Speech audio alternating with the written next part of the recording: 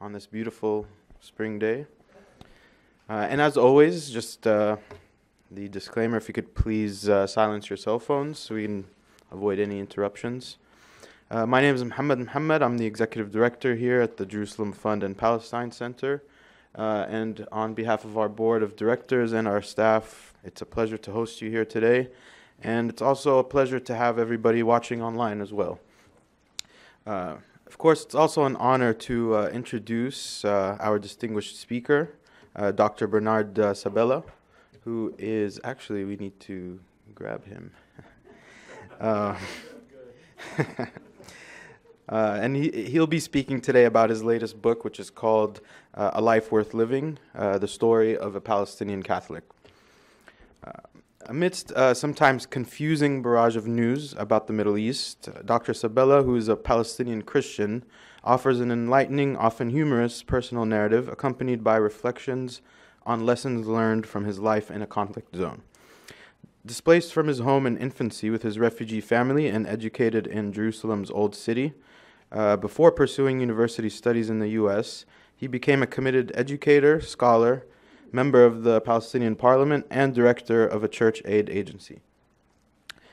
Throughout his life, Dr. Sabella has devoted himself to promoting peace through understanding on the path of absolute nonviolence.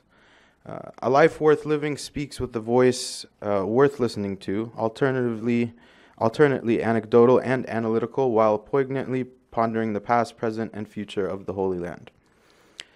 Dr. Bernard Sabella currently serves as the Executive Secretary of the Department of Service to Palestinian Refugees of the Middle East, Council of Churches, as well as an elected member of the Palestinian legislature.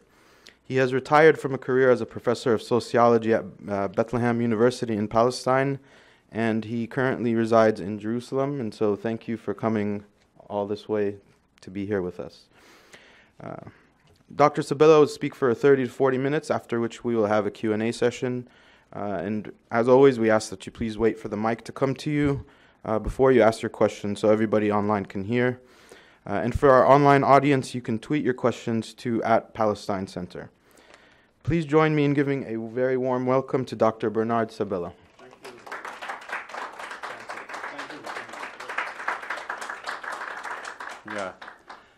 Thank you, Muhammad. And I owe thanks to Samira, who helped organize this, and to Monica for being here and being a great, really, a great supporter of this. And basically, the message I want to give is that we Palestinians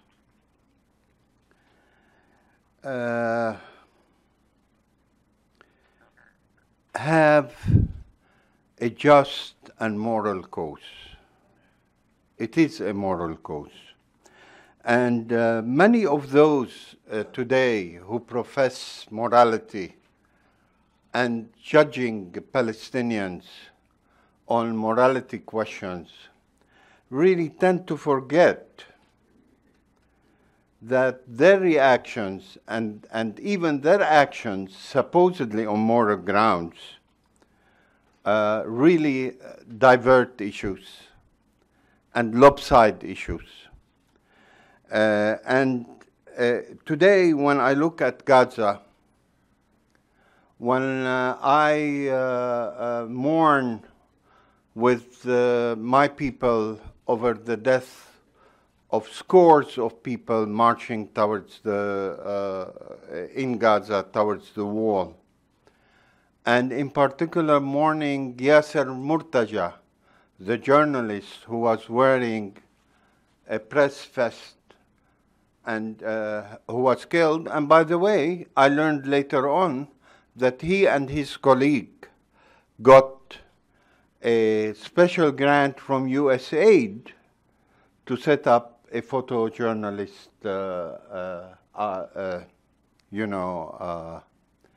setup in the Gaza Strip. So he's not a terrorist. I don't think he's a terrorist. Otherwise, USAID will not give him money.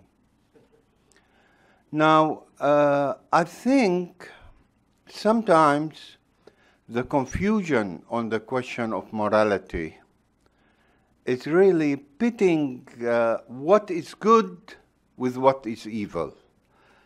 And it is so easy in the Western media to portray Palestinians as the evil people and to portray Israelis as the good people. And whether by chance or by intention or by simply trying to argue our case and our beautiful cause as a people, sometimes we fall into this trap of polarization, the bad versus the good, the evil versus the good. But we are a good people. As Palestinians, we are a very good people, and we have a nice cause. Now, some people tell me, and you know, why have you written this book about your memoirs? Basically, I have written it because I realize that at a certain point, one has to be realistic and practical and to say, I'm turning a page. I'm turning a chapter of my life. So I have grandchildren, granddaughters, 3 granddaughters. So they need to know the story. And as I was growing up myself in the old city of Jerusalem, I heard my parents, both my father and mother, talk about their experiences of becoming refugees. And one beautiful message that my parents passed on to me was that we Palestinians are victims, but so are the Jews, victims of history. And they were not blaming the Jews for what happened to us, but they were saying, how do we get out of this victimhood? And why would my parents talk about victimhood? Because in 1948, as a result of the first Arab-Israeli war, there were 726,000 Palestinian refugees. Of these 726,000, 50,000 at least of these refugees were Palestinian Christians. Nobody knows about that. You know, we are not there. But in fact, there were 50,000 Palestinian Christians. And I can say that my parents spoke about the Katamon neighborhood where they were living and where they lost their home. And they were saying most of the people in the Katamon quarter were Christian Palestinians. And they ended up moving to the old city of Jerusalem. In fact, my own family moved to a small house given by the Franciscans, 1 room for 8 people. And that was in the early 1949-50. And we didn't have a toilet in the house, we didn't have running water, and we never had electricity. But we were happy that we had a roof over our head. And thousands other Palestinian refugees did not have a roof. So this sense of injustice and being dispossessed has left a great mark on the Palestinian psyche. And we cannot just simply ignore it.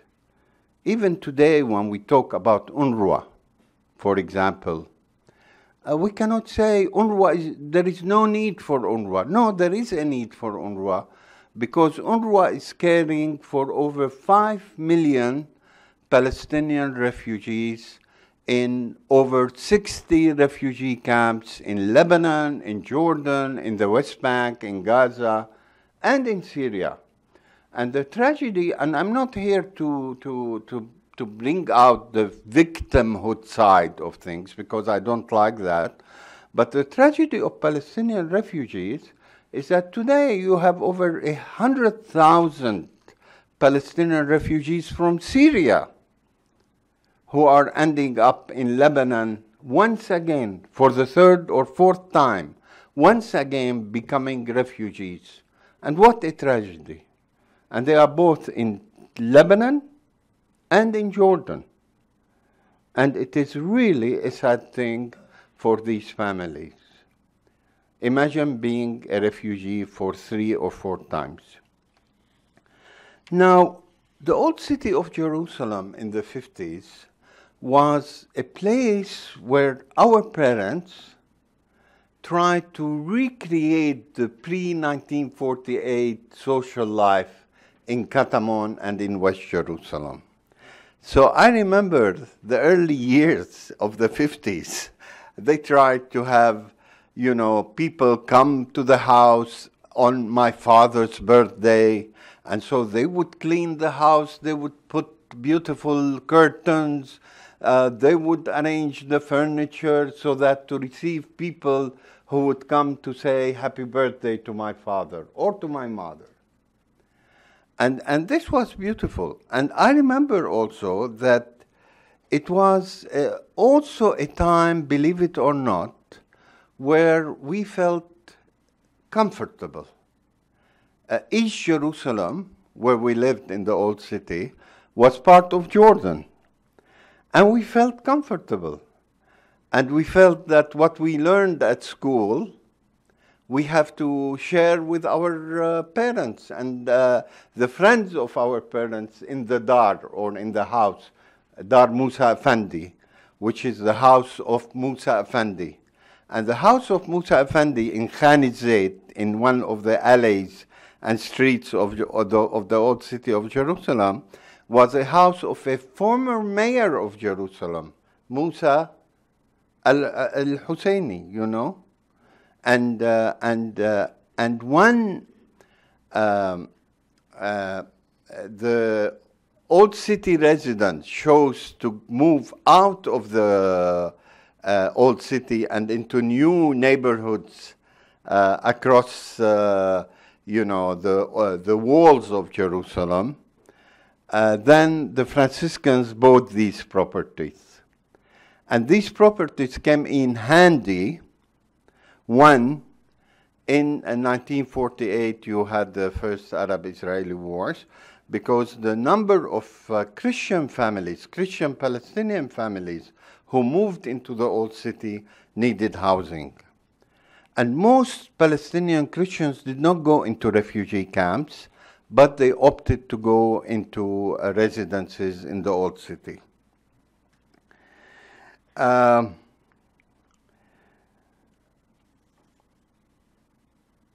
Now, one of the interesting things about Jerusalem in the 50s is the introduction of the cinema. See, I'm not talking politics all the time. I'm also talking about historical things. I mean, it's good to talk politics all the time, but not all the time, really. And not for all the people. You have to change.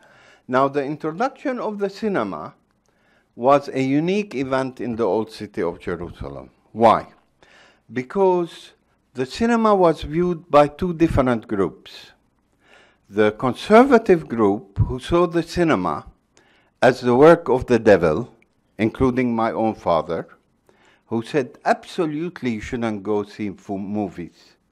This was in the 50s. I don't know what he would think today when our 2-year-old granddaughter plays on her iPad, so it's a different word. And my mother, who was some 20 years plus younger than my father, opted to go with the more liberal group. And she thought that the movie and the theater and the movie theater was really the place for social change, for introducing new ideas, and so on. And I remember as a student that our principal at the La Salle School, the Brothers School near Newgate in Jerusalem, was with the conservative group. And every Sunday, he would send his spies, to the movie theaters to see who among the students were going to the movie. And the following day, he would come and say, those who went to the movies, raise your hands. And I was one of those, simple people, students, so I would raise my hand. I would say, okay, because you were honest about it, no punishment.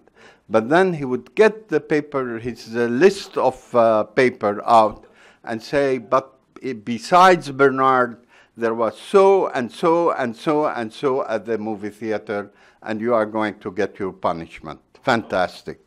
Great. But eventually, we won the day. The liberals won the day.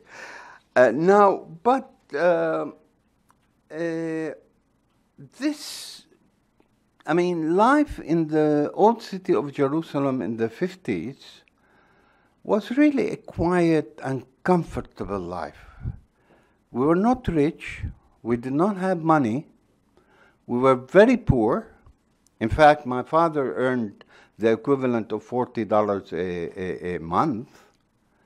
But the other day I was talking to a man of my generation, and he said, Bernard, weren't we happier in our youth, when we were living in the 50s? I said, absolutely. He said, we didn't have money. We bought clothing once a year, especially at Christmas or Easter. We bought shoes one time in a year. No, not every other week like I do now, And we were happy. Today, we are unhappy. And part of the reason of being unhappy, really, is the fact that today we live in an unstable political situation. And this unstable political situation means that we don't have prospects. And we feel in the city of Jerusalem, where you have some 800,000 people, 40% of these 800,000 people are Palestinians, including some 12,000 Palestinian Christians. And we feel that the prospects for the city are not known, in spite of declaration here and there.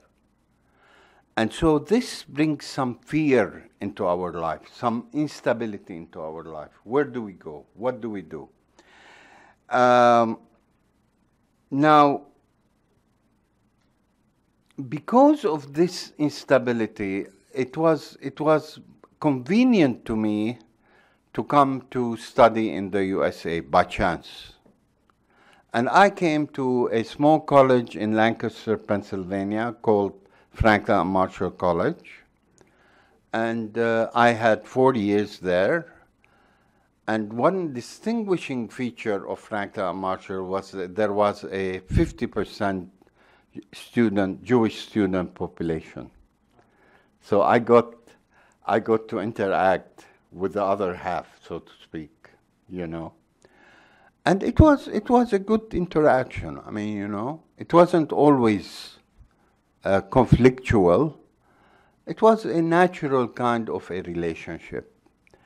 Meanwhile, what amazed me is that the activity and activism of Jewish students on campus in the 60s, late 60s, was not matched at that time by the activism on social justice for Palestinians in Israel and Palestine. And I always ask myself, and I ask my Jewish counterparts, how come you are at the forefront of fighting for democracy, fighting for equality between black and white, fighting for all kinds of economic justice and so on, political justice in the US context, and you tend to forget everything about what's happening in Israel and Palestine? And I never got an answer,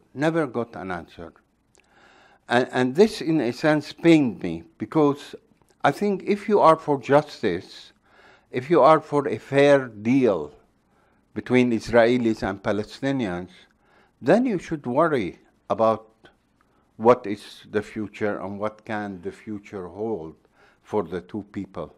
This is important. Now, some people would say, let me say this, that my US experience really shaped how I look at things. I was at Franklin Marshall for 4 years. I was at UVA, University of Virginia, for 5 years together with Mary, my wife, and our family. And then later on, I went for 1 year sabbatical when the first Intifada took place to Princeton, New Jersey, Princeton University.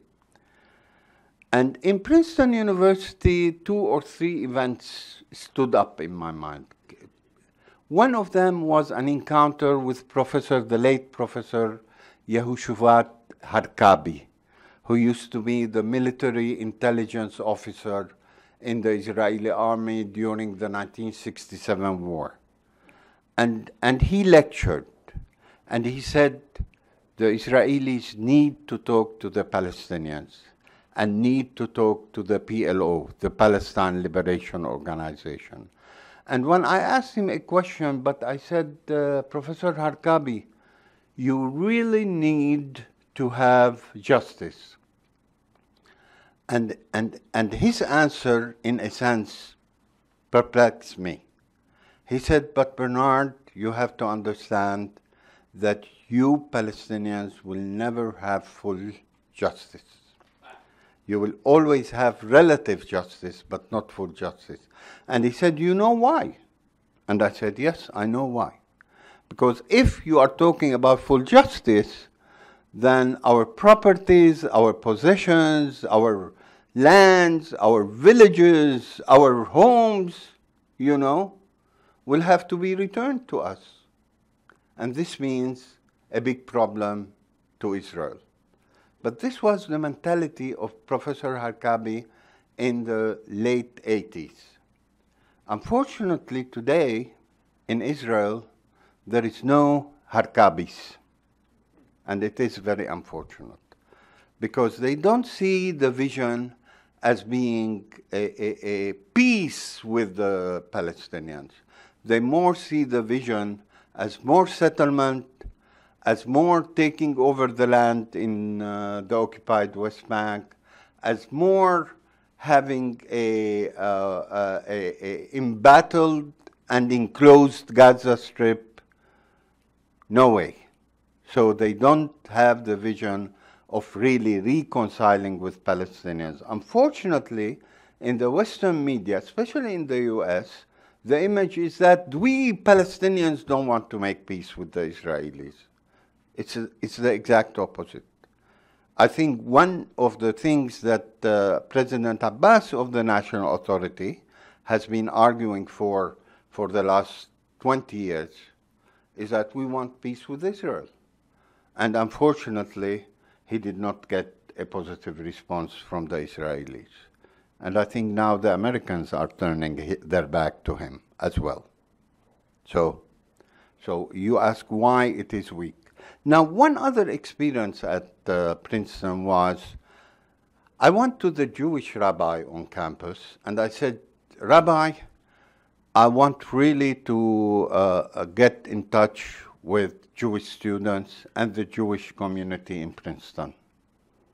Oh, he said, I'll come back to you in a couple of weeks. In a couple of months, he never came back to me. So I went back to him and I said, Rabbi, what's happening? Tell me. Oh, he said, nobody wants to meet with you. I said, why not? I'm a nice Roman Catholic, I am. No, you are a propagandist for the Palestinians. I am a propagandist for the Palestinians. I don't see myself that way. In any way, that was the end of it. Now, another event that happened is when I was at Princeton, when we were at Princeton, Mary and I, and the children, both the late Professor Edward Said and Hanan Ashrawi came to campus to give a talk about the Intifada. The Intifada was at its height. And I went there, and the hall was packed, over 500 people, attending to listen to Edward Said and Hanan Ashrawi. It was beautiful. And they spoke so eloquently about the Palestinian cause. Beautiful. Now, one professor at Princeton Department of Near Eastern Studies told me later on, Sabella, I have to tell you I'm disappointed with both of them. Oh, I said, why? He said, because they only gave the Palestinian account, and they did not add to it the Israeli account. I said, what are you telling me? And then we had a big discussion on why is it that every time you invite a Palestinian speaker in a university or in a faith group or in a political convention, you have to have an Israeli speaker. And I told him, if you invite an Israeli speaker, would you invite me as well? You wouldn't invite me. So I think this sense of imbalance of representing the two narratives is a problem, because then it does not impress the audience, the American audience, really, with what is going on and the reality on the ground. Now,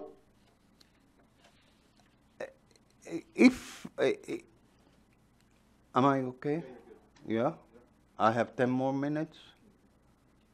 Something like that, yes, because I don't want to overcome. Now, when we went back home, Mary and I, we both joined Bethlehem University.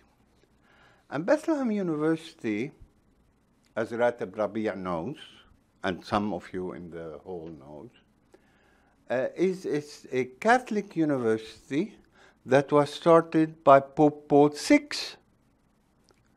in 1964. The idea started in 1964 when Pope Paul VI visited the Holy Land. And a group of Roman Catholic and Christian Palestinian elders met with Pope Paul VI and told him, we need a university. And he said, why do you need a university? He said, and they said, because our young people are going abroad to study, and they never come back to Palestine. And we need them to study here and really stay put in their country. Fantastic. And the Pope said, yeah, why not? So in 1973, Bethlehem University was founded by the Vatican, and I was one of the first teachers at Bethlehem University. What is amazing at the university, as well as in our other church-affiliated schools and universities, and today you have a Lutheran university, Lutheran Palestinian University at Bethlehem, of which I am a member of the board. Fantastic university that is teaching arts and crafts. And some people don't realize that the Nasser family, which is an Anglican Palestinian family, has started Birzeit University back in the 60s. So when you talk about Palestinian Christians, aside from education, Palestinian Christians are there. We are part and parcel of the scenery of Palestinian society and life. And like other Palestinians, we struggle in order to have freedom to our people. As simple as that. And, we have inherited that from our parents who were devout Catholics. Like my father was a fantastic devout Catholic going to church every morning. to the extent that some priests were upset with him because they said, you are competing with us over the holy places, you know, coming to church every morning. But this guy wanted really, okay, his love was in the land, his love was with the people, and so likewise with my mother, and the identification with our Palestinian cause was not because of the PLO, and not because of this leader or that leader. It was simply because we lived it. Our parents lived it. And really we felt that we are part and parcel of the land and of the society.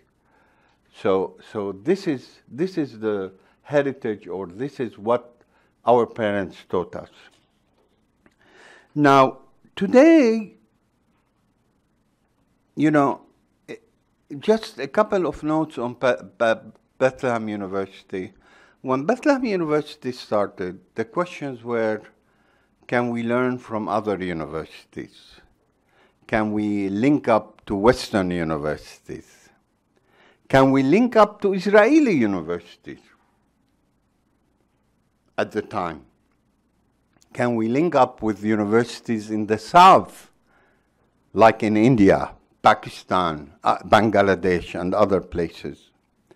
And are we a university in Bethlehem, Palestine, that is geared to research or to teaching? Now, the Christian brothers who run the university said, no, we cannot do lots of research. We are a university for teaching. And leave the research aside for Harvard, Princeton, and other such universities. We cannot compete as a small college with names like Harvard, MIT, and the other places. And yet I remember a physics professor who eventually ended up migrating to Canada, who visited one time a Gulf university for a conference.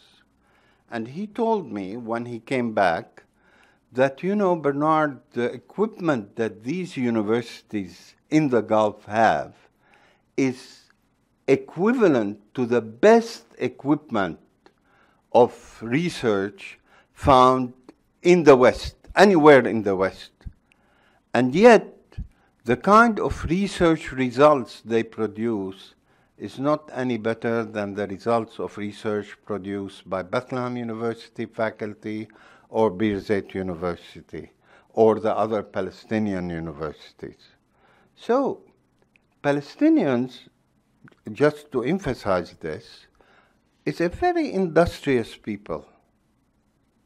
I mean, I'm amazed every time I have to travel to the airport. When I go through a checkpoint at, let's say, 3:30 or 4 in the morning, to see scores of Palestinian laborers lined up to go to work in Israel. You wouldn't pay me $1,000 to wake up at 4 in the morning. And these people are there, wanting to earn a living for themselves and for their families. And the impression here you get is that these Palestinians are really, quote-unquote, terrorists. Well, what do you mean terrorists? These Palestinians are a people who want to live with dignity, who want to have hope. And I think what we see with the March of Return in Gaza is precisely that. People are saying, we are imprisoned in a big prison. And we want to be free. We want to live with dignity. We don't want to hate. We don't want to fight. And we want to live with dignity. Now, when we look at the present realities, I would say we are stuck. And I mentioned that in the book also. And also there is a chapter on dialogue, Muslim-Christian dialogue, basically Catholic-Muslim dialogue that was run in the Vatican. And there is a whole chapter on that. I was participant at least a couple of these conferences, which is good, because we always need to have that link and that channel with each other. And sometimes people say, but you are a Christian, therefore you are not going, to be like Muslims. I say, what do you mean I'm not going to be like Muslims? I am a Palestinian, And being a Palestinian, it doesn't, like somebody asked me, why the title of the book, A Palestinian Catholic? And I said, listen, being a Christian is part of the component of being Palestinian. If you talk about Palestinian society as being whole and comprehensive and inclusive, then I can say I'm a Palestinian Christian, and there is no contradiction. Absolutely no contradiction. Both Palestinian and Christian at the same time. Now, where do we go from here? Where do we go from here? I am pessimistic. I think in Israel today, and I mentioned that in the book, there is more and more polarization, more and more wanting to separate and not to really live side by side with the Palestinians. And in addition to that polarization, you have a right-wing mentality in Israel that says, we want to have more settlements, we want to have more settlers, and today there are 600,000 settlers in the occupied West Bank. And therefore, we are going to just do it that way. Control the Palestinian population. And I'm worried. Why am I worried? At lunchtime, we're talking about it. Today in Israel and Palestine, you have 13 million people. And you know how big Palestine and Israel are? Rhode Island. If you know Rhode Island, you know where Rhode Island is? Yeah? And when I was in college, I used to pull out my magnifying glass to see Rhode Island. So you're talking about 10,000 square miles for 13 million people. 50% Palestinian, 50% Israelis. And we calculated that in 23 years' time, in 2041, we will be some 9 million Palestinians alone in the West Bank and Gaza Strip. And in about 2050, in Israel, you would have about 4 million Palestinians. So where do you go? And where is the vision? And it's not a question of political decisions being made in Washington or Tel Aviv or Cairo or Saudi Arabia or Riyadh or whatever. It's practical considerations. What do you do with people? A couple of weeks back, I was in Jordan with a European delegation, and we met with King Abdullah for an hour. Excellent. He was very clear. He said, Jordan is in such pressure. They have over 4 million refugees from Syria, Iraq. He mentioned that there are 1 million Egyptian workers in Jordan, and he cannot order them back to Egypt. Because if he orders them back to Egypt, Egypt would have problems. And yet, why I mention that? Because it annoys me that there are some people in Israel who think that they can influence some policymakers in Washington to convince them or to urge them to ask Jordan to take more Palestinians from the West Bank and East Jerusalem, and so solve the problem for Israel. What a disaster. I mean, you are going to throw the Middle East into so many kinds of problems by thinking that you can get rid of Palestinians and putting the Palestinians over the River Jordan on the other side. Stupid, absolutely stupid, with no vision for the future. So I think I would like to end by saying that the US has a crucial role, not to take this side or that side, but to wake up the Israelis, really. And yes, we Palestinians have our problems, and hopefully we'll tend to our problems. But the Israelis need to understand that without having a vision for a peaceful and just solution with the Palestinians, that problem in the Middle East is going to be a problem that will hit us in the face again and again and again. I stop here, give you a chance for questions. Thank you.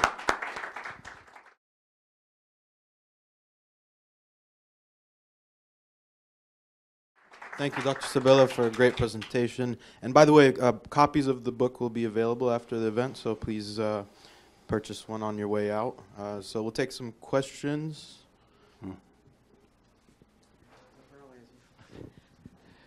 Hey, that was great. And it's so great you came to visit Washington. When you mentioned Professor Harkabi's view of things, you seemed to have some hope that his view could actually have come together with Palestinians in a sustainable, decent, joint lifestyle. Did he just mean that there's no going back in terms of giving back all of the properties, but that going forward there would be equal rights? Or what did he mean? Well, he meant basically the Israelis needed to talk to the PLO at the time. Remember at that time, the Israelis were not allowed to talk to the PLO.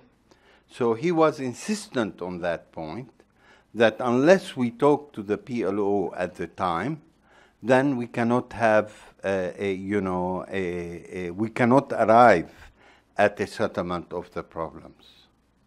So this is what he meant. And yes, he meant that we cannot return all the properties, all the homes, and so on.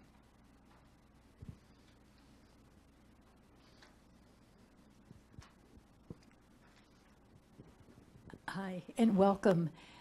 I understand your Christian background, but what can you explain to me what was the origin of that? I know your father was Catholic, but what is the legacy? Is that because of Christianity starting in the Middle East and there were still followers of Christ? Or can you give me something? Because we don't think of Palestinians as Catholics, so. I don't what? I don't think? I should say, I don't think of Palestinians as being Catholic, so can you give me some? You don't think Palestinians are Catholic? As being Catholic, yeah. I think of them as being. Now I laugh because, Christianity was born there. Yeah. And I have this famous or infamous, whatever, anecdote about what happened to me one time at Franklin Marshall, but I will tell you about the history of Christianity in a nutshell in the Holy Land. She said Catholic. Catholic. Could be a Protestant, but not Catholic. No, Catholic, also Catholic, yeah, also Catholic. Say, I have to tell you, okay, but I will talk about this anecdote very quickly and then come back to the question. When I was a student at Franklin Marshall, my junior year, a guy walked up to me with a Bible under his belt. Probably he was a Southern Baptist, and please excuse me if any of you are Southern Baptist. And he came to me and he said, "Do you believe in Jesus Christ?" I said, "Absolutely, I believe in Jesus." Probably I believed in Jesus Christ before he believed, and his family believed. So in any case, he said, "Do you believe in Jesus Christ?" I said, "Absolutely, I believe in Jesus Christ." "Do you read the Bible?" "I read the Bible." "Have you been baptized?" I said, "Yes, my parents told me that they took me to church and baptized me when I was a baby or infant or whatever." He said, No. "Have you been immersed in the holy water?" So eventually I thought, how do I get this man off my back? And when he came back to me and said, "Do you believe in Jesus Christ?" I looked him up in the eyes and said, "What do you mean, do I believe in Jesus Christ? Not only do I believe in Jesus Christ, but would you believe me if I tell you that Jesus Christ and I grew up in the same neighborhood?" You know? And this guy really walked away, you know. But on the Catholic, now remember Palestine, and the late Yasser Arafat used to remind his entourage about it. Palestine, before the Islamic takeover in the 7th century, was a Christian land. Christian land in the sense that the majority of the population were Christians. And Yasser Arafat, God bless his soul, used to tell to his advisors and those around him, remember that Christian Palestinians and Christians were here before we were here as Muslims. So part of the presence of even Catholics, and probably Ratib can correct me if I'm wrong, were there before 14th century. Now, some of us, like my great-great-great-grandparents, came, or father, came with the Crusades, you see? And then when the Crusaders were defeated and didn't accomplish their task, you know, of converting the land, we stayed in the land and became Arabized, really. We became part of the landscape. And so our identification, our language at home became Arabic. The culture became Palestinian. So we were part of that landscape. And I remember that when we were at school, both Palestinian Christians and Muslims, we were learning together. I mean, there was no block whatsoever. So at least this is, in short, in brief. Ratib, you have anything to add here? I want to go further back, you know, I mean, at the Pentecost, Act 2, 11 to 16, Act 2. I don't read the Bible, but I know this because it's Palestinian. You know, it says the Arab there were at the Pentecost. And this is where, you know, that's it from day one. Yes, you know, this is where we were there. Yes, know. yes. Okay. And remember, today in the Arab world, you are talking about almost 14 million Arab Christians. And when there are issues and problems, as in Syria and Iraq, with churches and with Christian Yazidis and others, it's often Muslim intellectuals, groups that are saying we are together.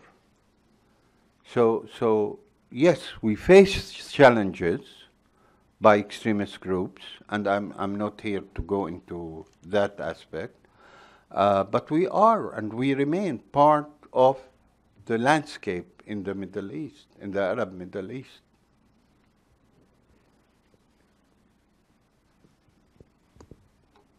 Hi, do you prefer being called doctor or professor? Would you? No, Bernard. Okay, I'm Phil Bernard, Bernie. I'm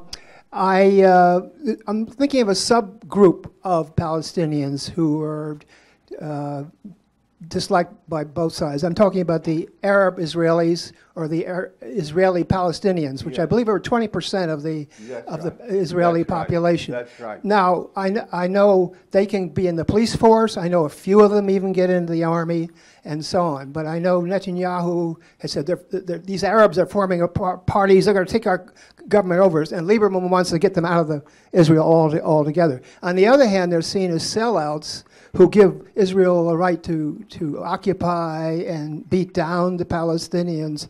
I wanted to get your view on this small group that is getting a little increasing population and is growing faster than the Jewish part of the population. Well, basically, I go back to what I said before.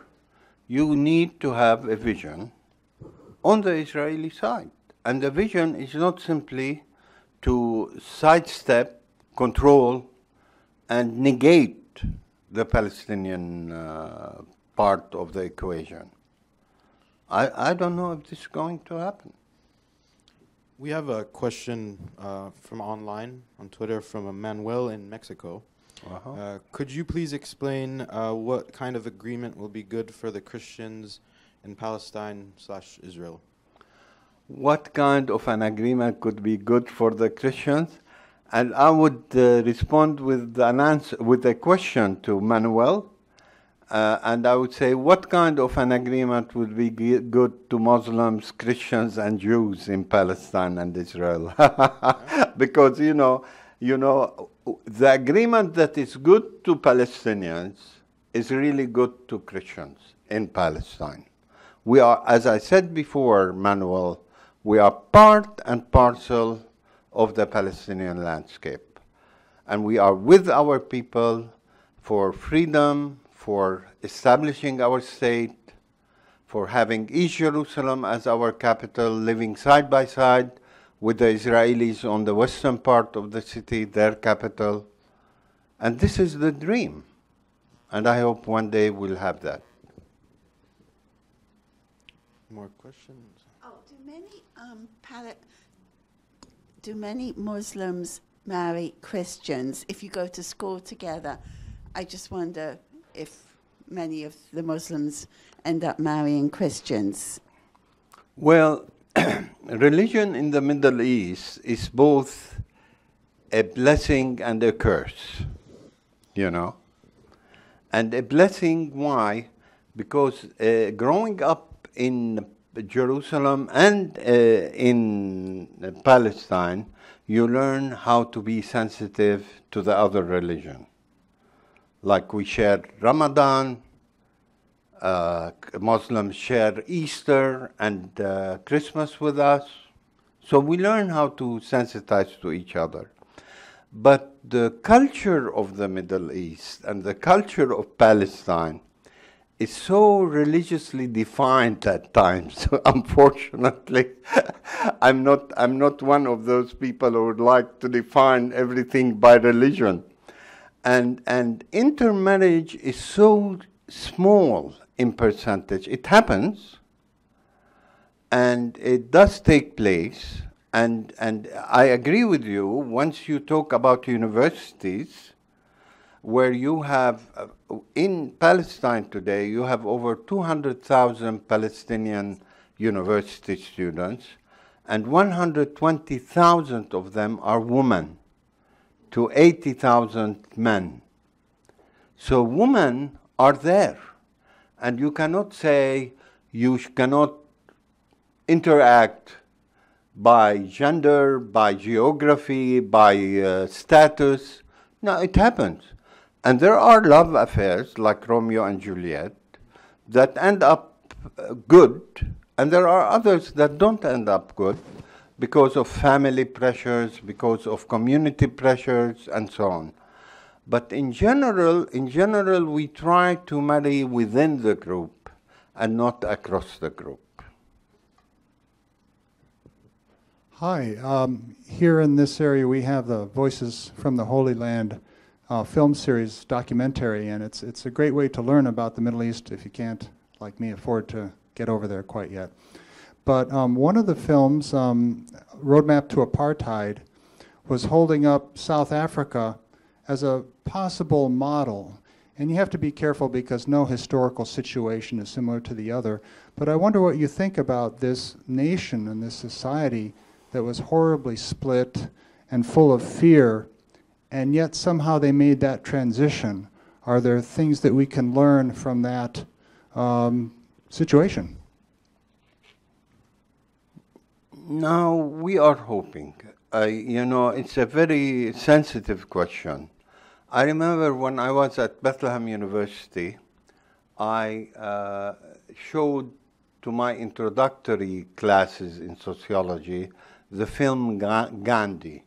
Even though when I see it now, I realize it's not that good a film as I thought it was at the time, you know. But what is the idea behind showing the film? Is to sensitize Palestinian students, my students, to the idea that you can also achieve what Gandhi achieved through means that have seen the birth of Pakistan and the independence of India. In other words, you have two religious communities, you have two really different communities that have opted to divide India into Pakistan and India. But you are talking there about huge expanses, land-wise, geography-wise. In Palestine and Israel, it's not that large. And yet the idea of having a Palestinian Gandhi is often questioned or often asked, can you have a Palestinian Gandhi? And I say, in answer, I say, today, governments in Europe, I don't know about the US, but government in Europe, in the Arab world, are trying to impress on Palestinians the need to stop the nonviolent marches of return that are being generated from Gaza, okay? What does this mean? It means even nonviolence by Palestinians is not accepted. So what do they want us to do? You know, if nonviolence is not accepted, do you want us to go to violence? If Mr. Abbas has been arguing with the Israelis for the last 20 years, please come to the table. You want us, and certainly hasn't been seen. So I would say that what you have asked about the model of South Africa could apply as well to Palestine and Israel. And but it needs the will, not only of Palestinians. I mean, you know, everybody thinks the problem is the Palestinians, us. But really the problem is the Israelis, not us, or the Israeli politicians, not to say Israelis. And America funds it also, so we are all responsible. What? We have another online question. What impact will the U.S. moving its embassy to Jerusalem have on the Palestinian people? Well, I know what impact it has on me. I'm not sure on on the whole people, but we were disappointed, really. There was disappointment. And the disappointment was because in the Oslo Accords of 1993, Jerusalem would have been discussed at the end of the negotiation process. And here comes the US administration and says, Jerusalem is resolved, so you don't need to talk about Jerusalem. But what do you do? What do you do about the population? What do you do about the traditions, the faith traditions in Jerusalem, both Muslim, Christian, and Jewish? Yeah, you just say, okay, it's an Israeli Jewish city. So the understanding by some in Palestine is that this move is saying, okay, Jerusalem is determined, it's an Israeli city. Yeah, but you have 40% Palestinian. Everybody knows. Ratib knows, I know, my wife knows, Monica, everybody knows that when you visit Jerusalem, you rub elbows with Palestinian Muslims, Palestinian Christians, Copts, Ethiopians, a kaleidoscope, beautiful place to be. It's not, you need, in this respect, I go back to what the heads of churches of Jerusalem said in a statement, that Jerusalem is a city for all its inhabitants, not for this group or that group. It is a city for all its inhabitants, and Palestinians and Israelis need really to work together to share the city on equal footing. So the Palestinian rights also need to be recognized. This is by the heads of churches. And I agree fully with that position. And by the way, for a long time until now, the Vatican, the Holy See, has espoused a similar position, that Jerusalem needs to be a place for all people to pray in, and not an exclusive place for this or that group. And I agree with that.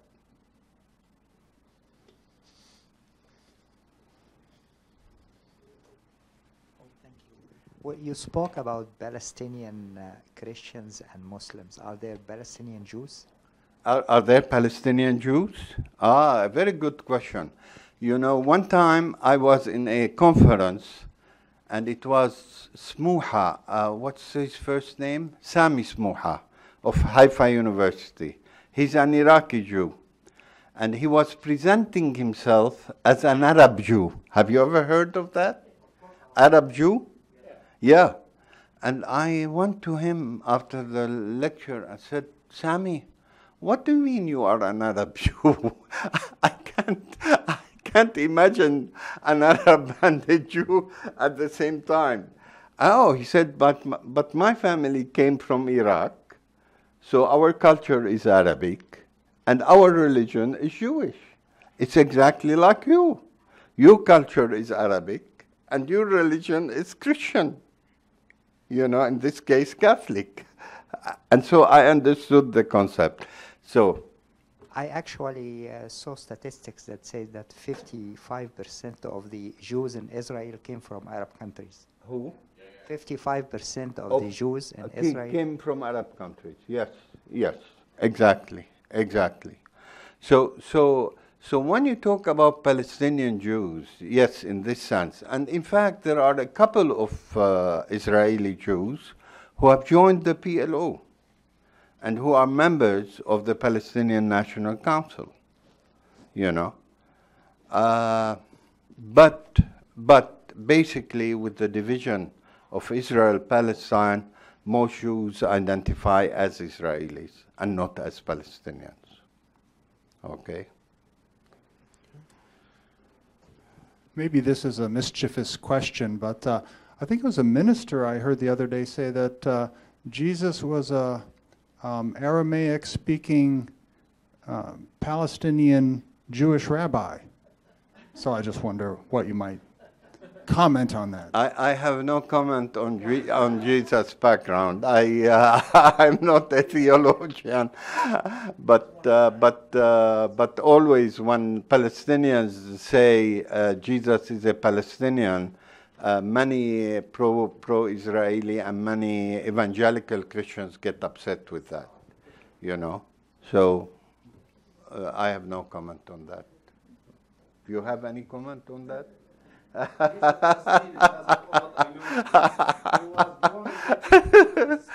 And raised in Nazareth, you know. So, in any case, so. Yeah, we have time for one more question. And since you're talking about your experiences, our notes say you are a committed educator, scholar, member of the Palestinian Parliament, and director of a church aid agency. Can you just tell us how you found your way to these various entities? You come to a foreign country, you go to a school here that you may not have been familiar with before, and then you find your way to all these areas. How? What was not the university guidance counselor? I like Amin Maalouf. Have you heard of Amin Maalouf? Amin Maalouf is a Lebanese author. He writes mostly in French, and he writes about identities. I mean, one of his books is, I don't remember the exact title of his book, and he says each one of us carries different identities. And we put certain identities ahead of other identities. Now, it's not juggling too many identities together. It's finding yourself in the major identity. And when I look at myself, even though in the family we disagree on issues, political issues and so on once in a while, I see myself as a Palestinian. That's my primary identity. And even when I go to church on Sunday, I'm a Palestinian. And when we pray for peace as Palestinians. And so there is this identity of being a Palestinian, being rooted in one's culture, one's politics, one's society, one's challenges, and also you become a grandfather, you become a church worker, you become a parliamentarian. But the most important identity, in my opinion, remains that of being a Palestinian. Doctor, we'll take one more from Ratib. I guess you see in his flyer about his talk, Dr. Bernard, Dr. Bernard, we call him Bernard, I call him Bernard, but he should say he's a professor, doctor, as I am Palestinian Christian. He inspired a lot of Palestinians and Christians. And I founded an organization 20 years ago about Palestinian Christians because of him and his support in who are the Palestinians. And as Christians, people were listening to him, but it wasn't on a grassroots level. And that's what's made me that to establish or start that organization to reach out the American public. I started with Catholics because he's Catholics. I know you are all converted long time ago, or you are pro-Palestinian here, because I know a lot of you and you know that. But working with Catholics, it was very hard because everybody thought Catholics are with us. They are not. They are ignorant about our cause. He is the one we get the information. His book, if you read his book, you will know about other questions you have on your mind because he answers all of them. And this is what inspired too. We had another book we just published about Jerusalem after Trump, what he decided to do, and Carol, or what I call it, and him writing on other leaders to talk about who we are the Christians towards Jerusalem, why Jerusalem is important to us as Christians. And just want you to know that, this guy is an landmark, in the Palestinian Christians. No. You know that, but I'm not here. That's that's Thank you. Thank you. Yeah, Dr. Sabella, you make me more modest, Ratib. thank you so much for Yes, a wonderful presentation and for sharing your experiences coming all the way from Jerusalem. Thank you so much. It's my pleasure. And Thank please, you. we have, again, copies available for purchase Thank of the you. book, so please grab one when you on your way out. Thank you.